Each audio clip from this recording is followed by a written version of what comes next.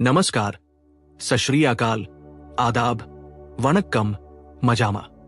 Welcome to books बडी, जहां एक किताब नहीं, एक किक मिलती है। यहां हर कहानी दिमाग हिला देती है और हर आइडिया जिंदगी बदल देता है। तो तैयार हो जाइए, क्योंकि बुक्स बडी में किताबें नहीं, इनसाइट्स फटते हैं। तो चलिए सीधे मुद्दे पे आते हैं। तो आज जानेंगे ओशो की 10 सबसे महत्वपूर्ण बातें। तो चलिए शुरू करते हैं। ओशो आधुनिक युग के उन आध्यात्मिक विचारकों में शामिल हैं, जिनके विचारों ने दुनिया भर के लोगों के जीवन, सोच और समझ को नई दिशा दी। उन्होंने जीवन, प्रेम, स्वतंत्रता, ध्यान, साक्षी भाव और प्रामाणिकता के बारे में जो दृष्टिकोण प्रस्तुत किया, वो परंपरागत सीमाओं से परे है। ओशो का मानना था कि मनुष्य का जन्म आनंद, स्वतंत्रता और रचनात्मकता के लिए हुआ है, लेकिन समाज, परंपराएं और मन की उलझनें उसे इस स्वाभाविक जीवन से दूर ले जाती है। उनकी शिक्षाएं उस वास्तविक जीवन से हमें दोबारा जोड़ने का प्रयास करती है, जहां न कोई भय है, न कोई बोझ, सिर्फ सजगता, स्वतंत्रता और आनंद की अनुभूति है। इसमें ओशो की 10 प्रमुख शिक्षाओं को सरल व स्पष्ट रूप में समझाया गया है, जो किसी भी व्यक्ति को आंतरिक परिवर्तन और जीवन की गहरी समझ की ओर मार्गदर्शन कर सकती है। एक वर्तमान क्षण में जीने की कला। ओशो के दर्शन की नींव वर्तमान क्षण में जीने के सिद्धांत पर आधारित है। उनके अनुसार मनुष्य का दुख इसलिए पैदा होता है क्योंकि उसका मन या तो अतीत की यादों में उलझा रहता है या भविष्य की चिंताओं में डूबा रहता है। अतीत खत्म हो चुका है, भविष्य अभी आया नहीं है, इसलिए वास्तविकता सिर्फ अभी में है। जब कोई व्यक्ति पूरी सजगता के साथ वर्तमान को जीना सीख लेता है, तब उसे जीवन की असली सुंदरता, सरलता और आनंद दिखाई देने लगता है। ओशो कहते हैं कि प्रेजेंट में रहना ध्यान की सबसे पहली सीढ़ी है, जहां व्यक्ति मन के शोर से मुक्त होकर भीतर की शांति तक पहुंचता है। 2. आत्म स्वीकृति और आत्म सम्मान का महत्व। ओशो की दूसरी प्रमुख शिक्षा आत्म स्वीकृति से जुड़ी है। आधुनिक मनुष्य लगातार दूसरों से तुलना मीन्स कंपैरिजन करता है, जिससे वो स्वयं सेल्फ को कमतर समझने लगता है। ये हीन भावना उसे भीतर से तोड़ देती है। ओशो कहते हैं कि स्वयं को स्वीकारना, अपनी अच्छाइयों और कमजोरियों को पहचानना आत्म जागरूक बनने की शुरुआत है। जब व्यक्ति खुद का आदर करना सीख लेता है, तब वह दूसरों की अपेक्षाओं के बोझ से मुक्त होने लगता है। आत्म स्वीकृति व्यक्ति को भीतर से हल्का, स्वतंत्र और आत्मविश्वासी बनाती है, जिससे उसके जीवन में संतुलन और सच्चाई का उदय होता है। 3. स्वतंत्रता, मनुष्य का मूल स्वभाव। ओशो स्वतंत्रता को मनुष्य का जन्म सिद्ध अधिकार मानते हैं। उनके अनुसार मनुष्य तभी पूर्ण जीवन जी सकता है जब वह बाहरी और भीतरी दोनों प्रकार की स्वतंत्रता प्राप्त करे।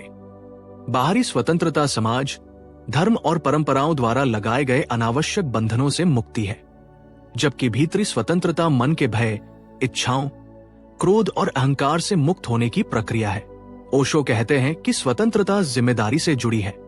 एक स्वतंत्र व्यक्ति अपने चुनावों और परिणामों के प्रति सजग होता है। ये स्वतंत्रता मनुष्य को मजबूत, साहसी और रचनात्मक बनाती है। 4. प्रेम का वास्तविक अर्थ।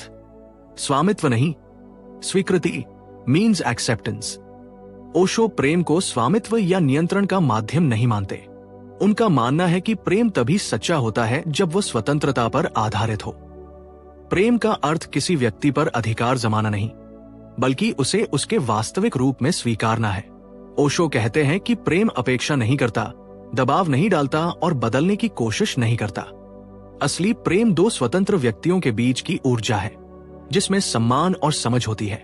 ऐसा प्रेम व्यक्ति को स्वतंत्र, प्रसन्न और संपूर्ण बनाता है।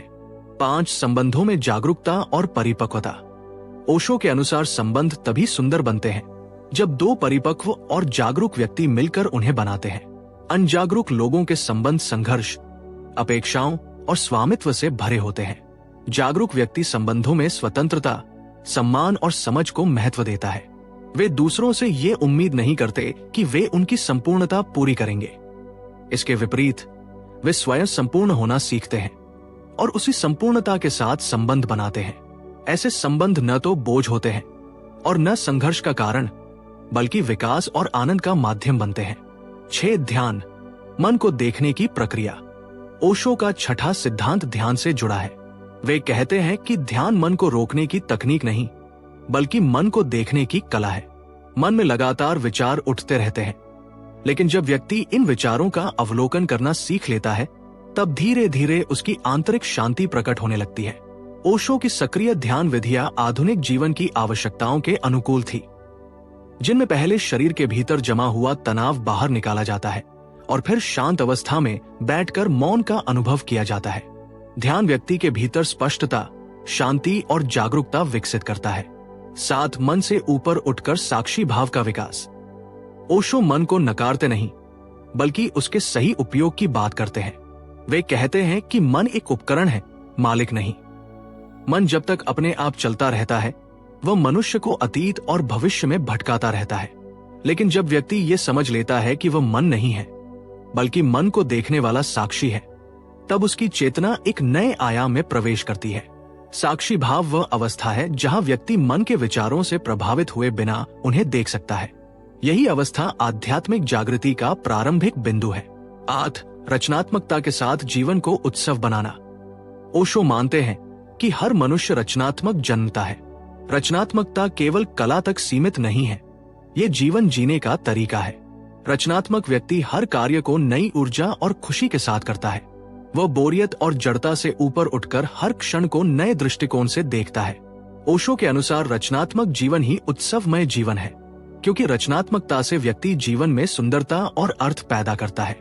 रचनात्मकता व्यक्ति को जीवंत, स्वतंत्र और आनंदमय बनाती है। 9. प्रामाणिकता, जैसा हूं वैसा होने का साहस।